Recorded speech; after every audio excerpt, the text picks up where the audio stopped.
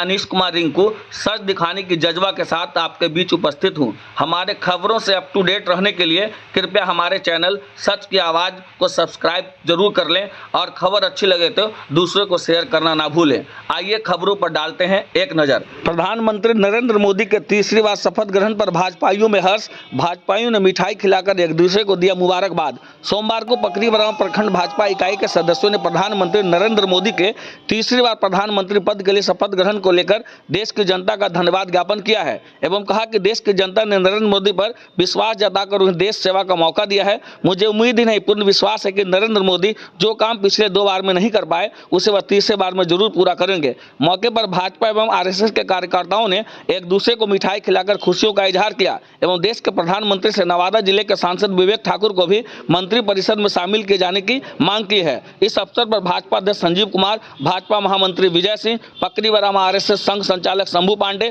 प्रखंड महामंत्री विजय सिंह, किसान मोर्चा नवादा के महामंत्री मुकेश सिंह, कृष्णा कुमार, साधु यादव, विनोद प्रसाद सहित कई अन्य मौजूद थे। कि तीसरी बार जीत पर सुनिए क्या कहते हैं भाजपा के कार्यकर्ता। आपका विजय कुमार।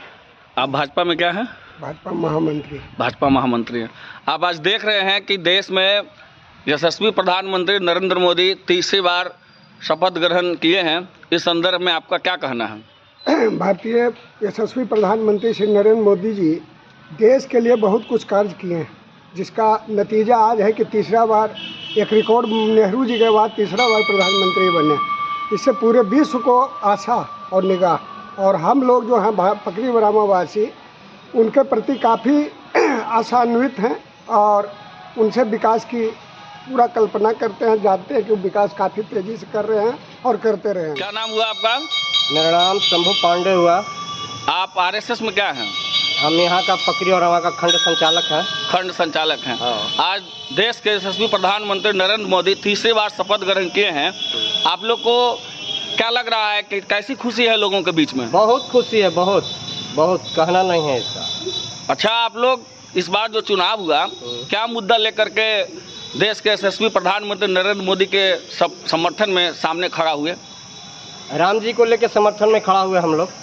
क्या अयोध्या में जो प्रभु श्री राम को लाए हैं तो क्या उसी उद्देश्य से आप लोगों ने समर्थन करके मतदान किया है? हाँ, उसी का उद्देश्य है। नाम हुआ आपका? जी, संजीव कुमार मेरा नाम हुआ। आप पकरीबरामा भाजपा के क्या हैं? अध्यक्ष हूँ मैं। आपके बताइए कि अभी जो भारत के प्रधानमंत्री नरेंद्र मोदी देश में दूसरा रिकॉर्ड बनाते हुए पंडित जवाहरलाल नेहरू के बाद प्रधानमंत्री के लिए शपथ ग्रहण किया है। आप बताइए कि आप लोग कितना खुश हैं?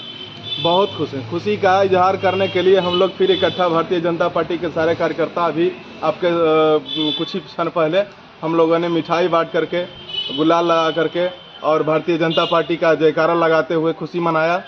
और मोदी जी को हम लोग शुभकामना देते हुए ये कहते हैं कि वो जो नहीं किया दुनिया के लोग वो कर रहे हैं, और उनसे और अपेक्षा है जो कि पूरा भारत को विश्व का गुरु बनाने के लिए वो अग्रसर हैं। इसी के लिए हम लोग उनसे प्रेरणा का सोर्स मानते हैं कि मोदी जी के अलावा कोई ऐसा काम नहीं कर सकता है। इसलिए विपक्ष भी अब गुम हो गया है। अच्छा, विपक्ष पर आप बता रहे हैं, विपक्ष जो कह रहा है कि मोदी जी चुनाव के समय में 400 पार का नारा लगा रहे थे, 400 पार नहीं कर पाए। क्या आपको क्या लगता है?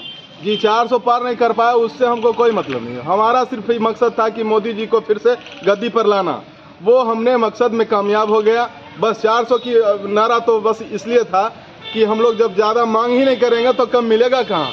जब 400 का नारा दिए तब तो हमें 240 अकेले भारतीय जनता पार्टी का दम पे आया। उसके बाद एनडीए का हम लोगों ने सरकार बनाई और मोदी जी को फिर तीसरी बार भारत के इतिहास में हम लोगों ने एक मजबूत इमारत खड़ा करने का काम। मुकेश कुमार सिंह। आप भाजपा में क्या हैं? भाजपा जिला महामंत्री, किसान मोर्चा।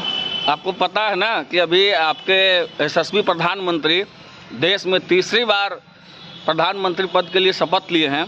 क्या भाजपा कार्यकर्ताओं के साथ साथ जिला वासियों में पूरी खुशी है? हाँ, बिल्कुल खुशी है। 1962 के बाद पहला बार कोई तीसरी बार कोई प्रधानमंत्री बना है, जिसका नरेंद्र भाई मोदी हैं।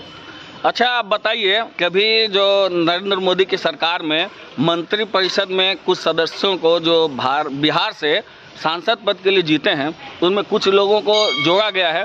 क्या आपको लगता है कि नवादा के सांसद को भी उसमें जगह मिलना चाहिए था? बिल्कुल मिलना चाहिए था। अभी जो हमारे प्रधानमंत्री मंत्रिपरिषद के जो वितरण किए हैं पूरे हिंदुस्तान में यदि सेकंड पोजीशन आता है तो 8 गो बिहार को भी दिए हैं।